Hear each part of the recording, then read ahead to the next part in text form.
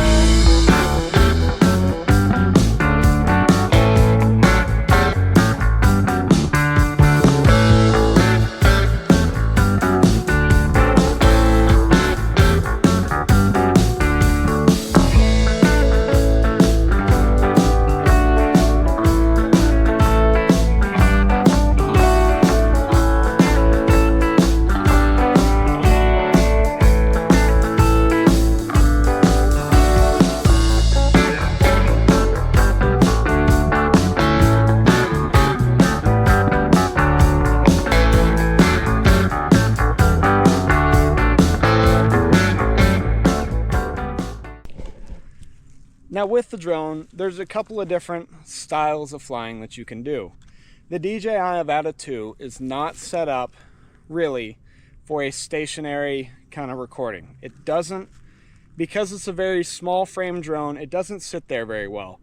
When you fly left and fly right, you actually see the camera image turn, and it does not stabilize in like a linear line lock, such as this GoPro that I'm using, where I can sit here and turn my hand all the way around, and it will keep the image perfectly straight. The next thing is going to be your FPV sort of trick flying, where you're trying to fly between trees and around stuff.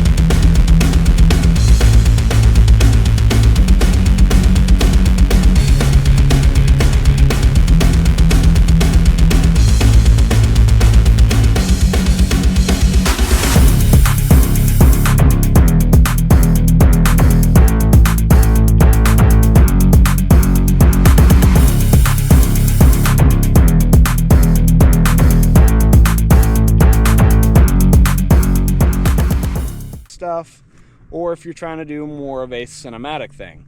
Now, this drone will do a lot of cinematic footage, which I've also got.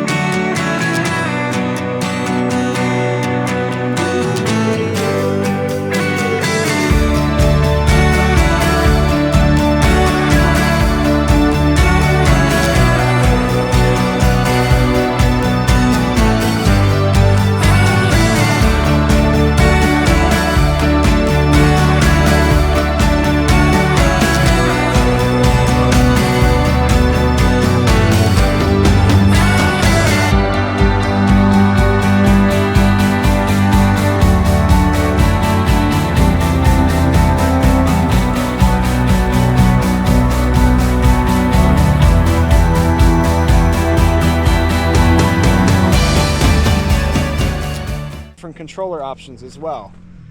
Now, what I've done, I started off with the motion controller right here. This is a very simple system. You grab it, there's your throttle, and you lean forward, lean back, left, right, and this is how you sort of fly it, almost like you're flying an airplane with a joystick. If you want to go into manual mode, you will need to go over to this controller. Now the little thumb knobs are in here. These batteries are actually for a different drone, which I'll show you. This is the drone that we sort of started with. This is the DJI Mavic Pro Platinum. Now this is an older drone. I want to say it came out somewhere around 2016-ish. I could be completely wrong here. It was one of the first ones to be able to do 4K, but it's not really up to today's standards. The remote controller is right here. You clip your phone in the top, and then you can see the DJI Avata 2. One of the reasons the Avata 2 does not do the stationary flying quite as well is because the frame size is much smaller. The wider it is, the more stable it is. But on the complete flip side there, the smaller it is, the more nimble it is, and the faster it is. This drone will run about 40 miles an hour. Takes a long time to turn, stop, and accelerate. This drone will do 35 miles an hour with a motion controller. It'll do 35 miles an hour in sport mode with this controller. And when you put it in a manual mode and you turn off all the safety features, you can go up to, DJI claims, 60 miles an hour. I have hit 54 miles an hour with this drone. I am not good at the full manual mode yet. I am still working on that. Got a good bit of time on the joystick and have been able to do some super cool stuff with the joystick. One of the things that the joystick does not do very well is go down. Trying to descend, it is not very good at. Trying to follow something is very nice, very fluent. It's very easy to make it flowy. And like I said earlier, I'm new to the drone stuff. We've played with this drone before, but the Mavic and this FPV style of droning is a completely new thing for me. Now, in the world of drones, or in this drone, there's a couple of different combinations that you can get. I opted for the DJI Fly More combo, which comes with this controller, this drone, the battery in it, 2 extra batteries, and the charging case right here, and the goggles. Additional accessories that I bought aside from the standard Fly More combo. I bought 1 additional battery at the time, so I have a battery in here with 3 more in the charger.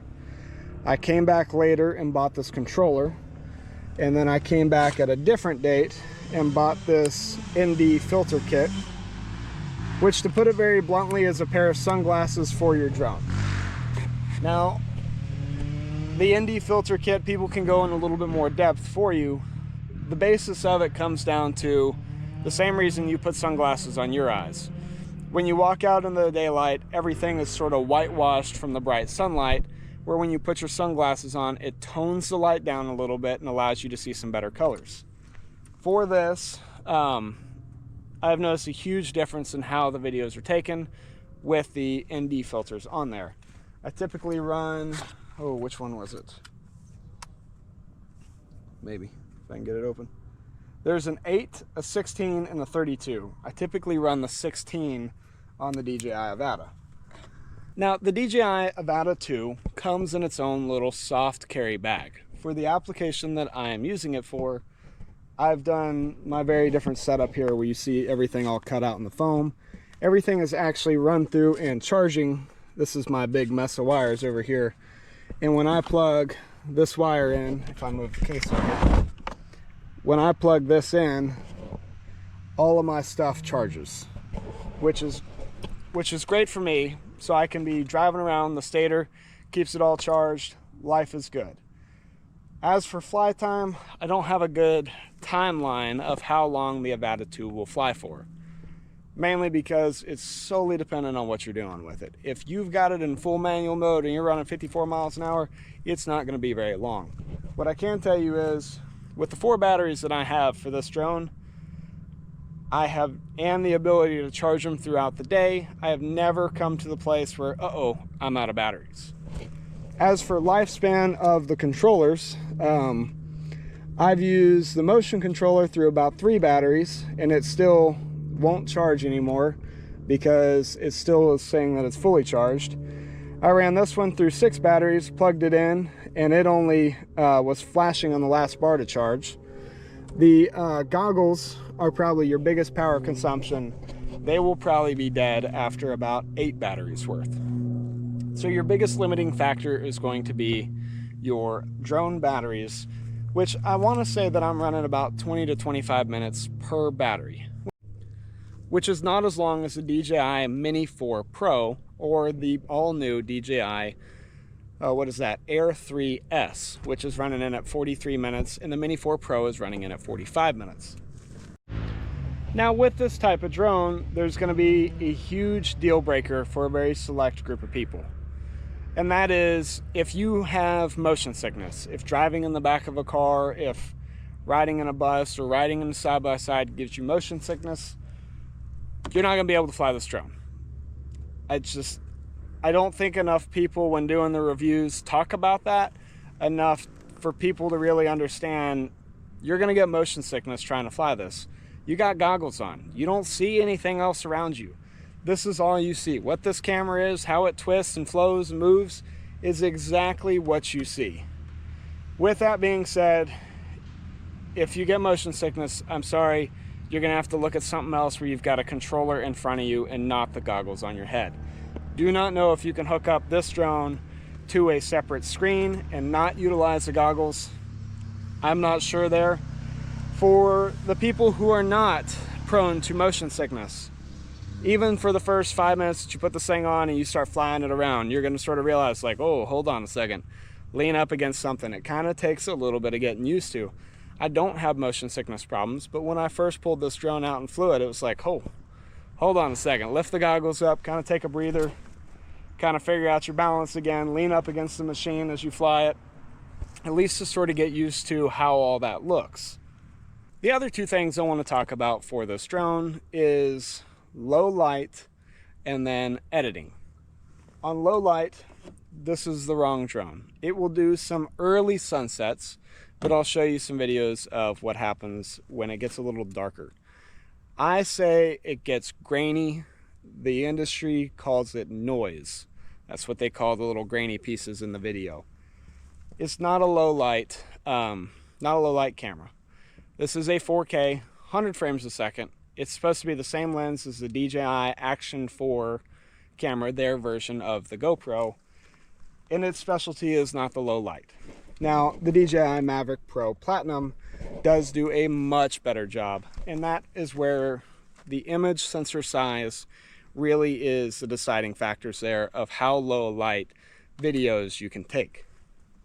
It does okay photos, but its primary purpose is it's an FPV drone, and that's where you sort of leave the cinematic side of the drone.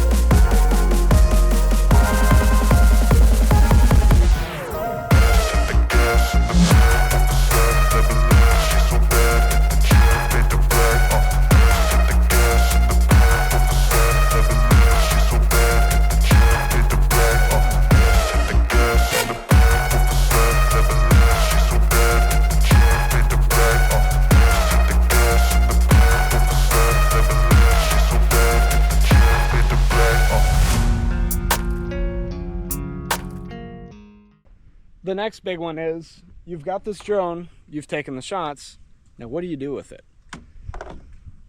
That's something I don't think enough people sort of go over. It's just sort of implied that everybody knows how to do video editing. Video editing is new to me. The YouTube that you're watching now is new to me. I might have had the channel for a while, but I haven't posted anything until really this year. So for me, the video editing is a whole new process. Couple things that'll really help you out. Capcut is a free video editing software. That is what I edit all of my videos on, both for TikTok and for the YouTube that you're currently watching.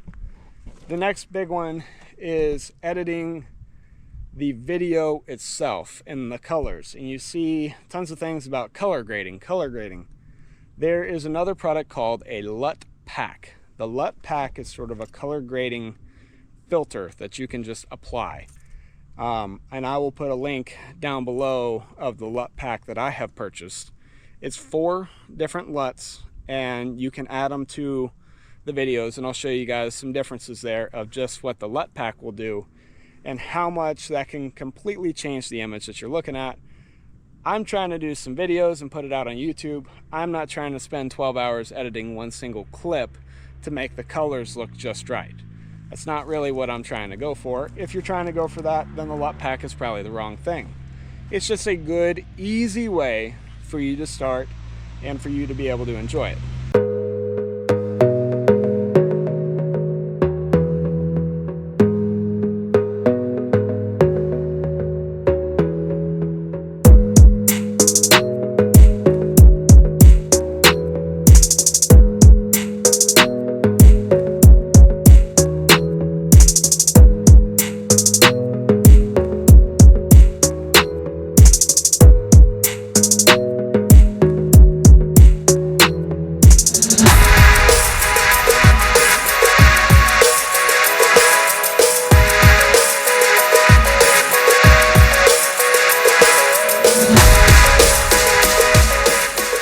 If you Google Danny McGee, you can find the McGee Luts pack. That's what I used in this video and what I've used on a lot of my stuff here recently. This is what his website looks like, so hopefully that helps you guys. As for Capcut, this is how the software looks. You can see the entire YouTube video that you just watched, from the first piece of the video to all of my crashes. You can zoom in on all these frames and see the individual pieces of the video, along with where the words are put in, where I've double stacked words. The adjustment is the LUT pack. All your stuff is over here on the left hand side. You can go over to a text box to add the text. Here's your adjustment, the McGee 1, 2, 3, 4, and you just add those over. You can also adjust each video individually. Under adjustment, you've got all this cool stuff here. You can adjust the speed, audio levels. You can extract the audio level, or extract the audio if you want. It really just takes a little bit of playing around with. It's not terribly difficult to use. You really just got to play with it.